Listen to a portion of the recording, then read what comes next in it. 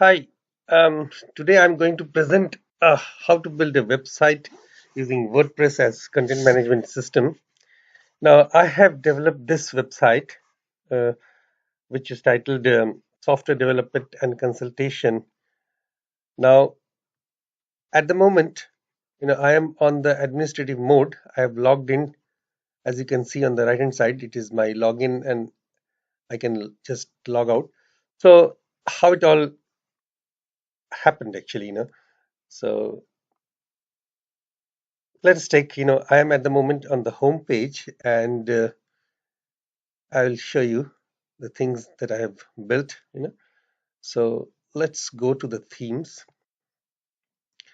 from the top level menu. Now I have used this 2017 theme. So let's click on the appearance and themes,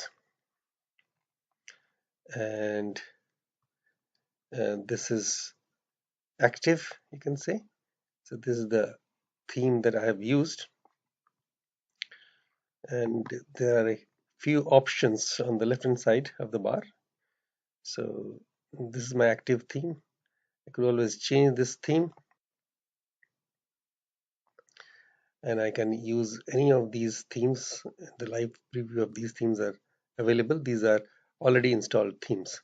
So left click this button, and here you can see that there is a lot of options on typography.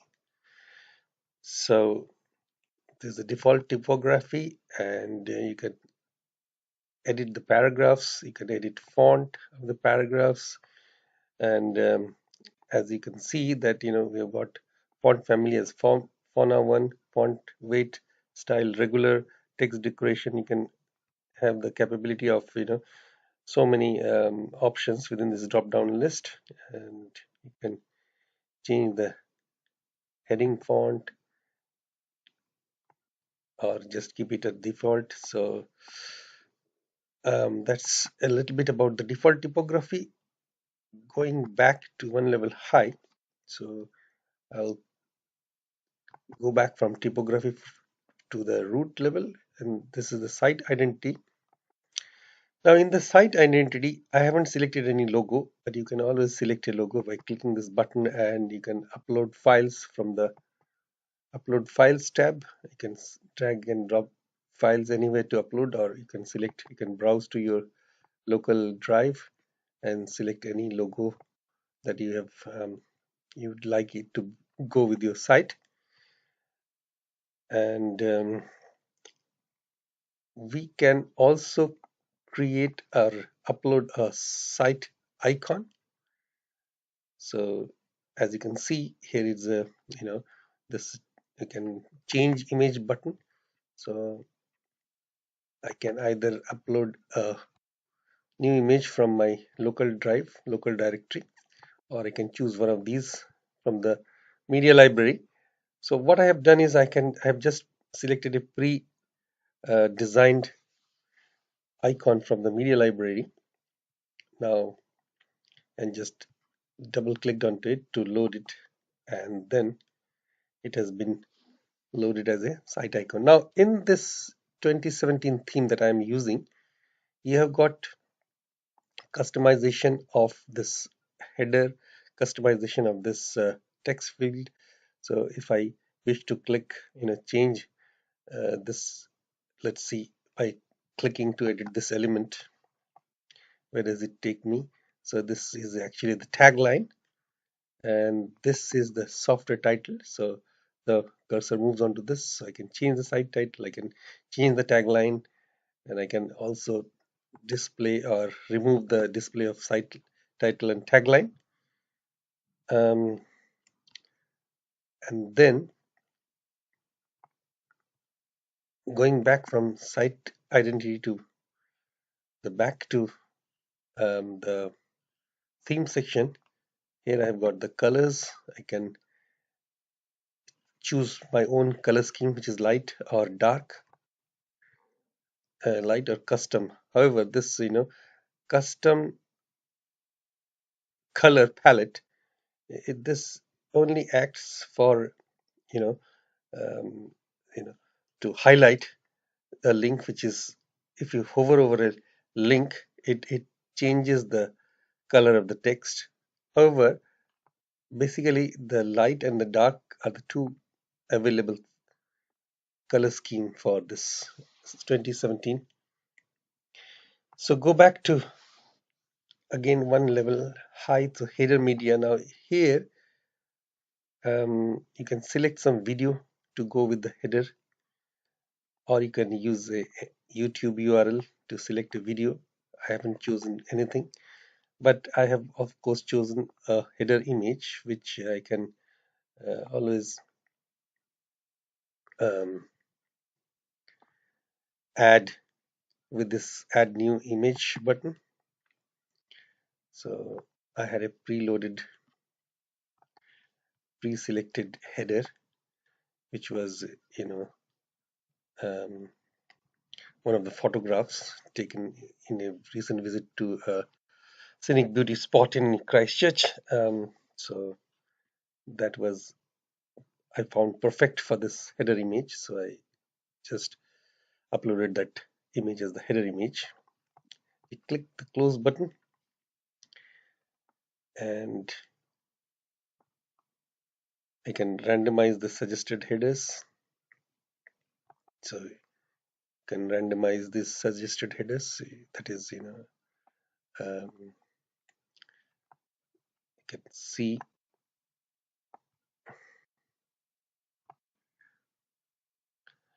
what the randomization does. I'm not very sure about what the randomization does, but that's fine. So let's go back one level up again, and then this is menus. This is one of the most important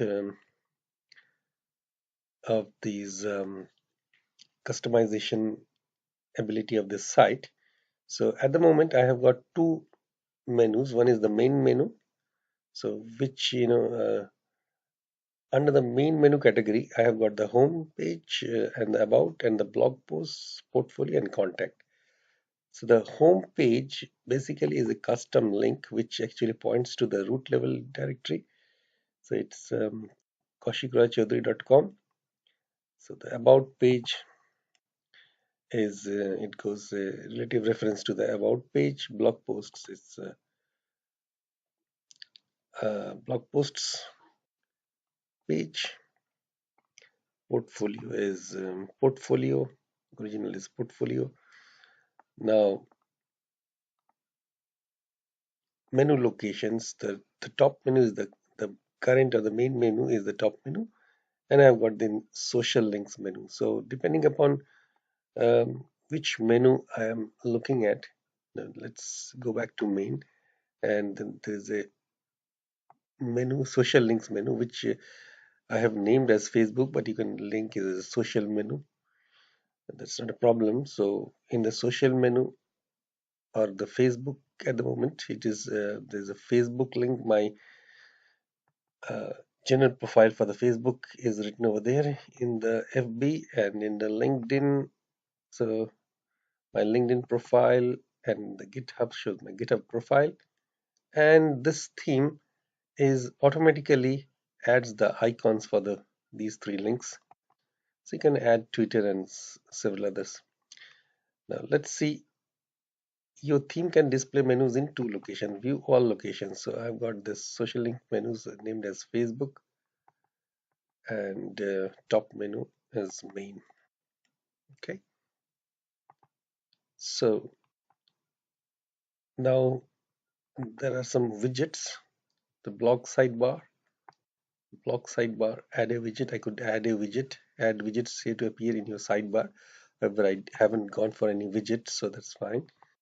Footer, again, I don't have any widget for a footer 1 or footer 2, although it's customizable. You could always add a widget like, archives, audio, calendar, categories, or gallery, or image, or whatever. Right. So again, going back to the theme section, I've got this homepage setting. So in the home page setting is it displays a static page as opposed to a latest post. So this page is home page again, and the posts page is the blog posts page. So back to the theme options. So theme options are there. So there, the page layout could be one column or two column, front page section, one placeholder, front page section, two placeholders. So if we go for the two column section, front page section, three placeholder. So when the two column layout is assigned, the page title is one column and content in the other. So if I go for the two column, so one page title is the one column and content is in the other column. So I haven't gone for any particular layout. So front page section one content. Now I haven't had any of these customizations done for the content for the theme options, but that's fine with my. And I can go for additional CSS. There is a bold theme settings. So we can see that there's a lot of ways that one can customize this website.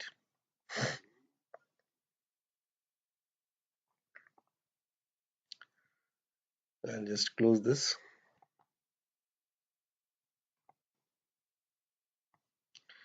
And then there is a plugins section where all it will show all the installed plugins. So I've got so many plugins already downloaded and activated. So, but out of these, I can tell you that a few of these are actually used. So of course I can always deactivate the others or delete the others. Like easy Google font is activated, so I could actually bring in the Google fonts, customize the Google fonts. And Elementor is another important plugin that I have used for being able to customize the pages according to the particular layout without writing any code. So it has got several um, features. So let me show you by showing one of the pages. So all pages. So let's go for, say, for example, the about page. So here we see edit with Elementor. So if I click on this, it loads this page with the Elementor being active for customization. So now what it shows is um, these are the columns available. These are all widgets, columns, headings, text editors, image. So I can create basically, I can create, add a new section. To click on this, I can select my structure. It's a single column, single row, two column, three column, four columns, and so many columns structure, in different fashion. So I can pick on any of these and it will create a new section with this structure. I can add a template, and there is a library of templates over there. So there are quite a few of them which are available free of cost, but there are some paid versions. But then it's up to you. The requirement of the website dictates the usage of these templates or not. However, in this Elementor section, there is uh, this bar. So this will actually allow you to do the default colors, default fonts, and whatever you can imagine. So those possibilities are there for styling. If you click on this global panel, there's nothing. Meet our global widget, you can go pro. But let's see, say for example, heading. You can click on this one of these widgets or any widget, and you can just drag and drop on this section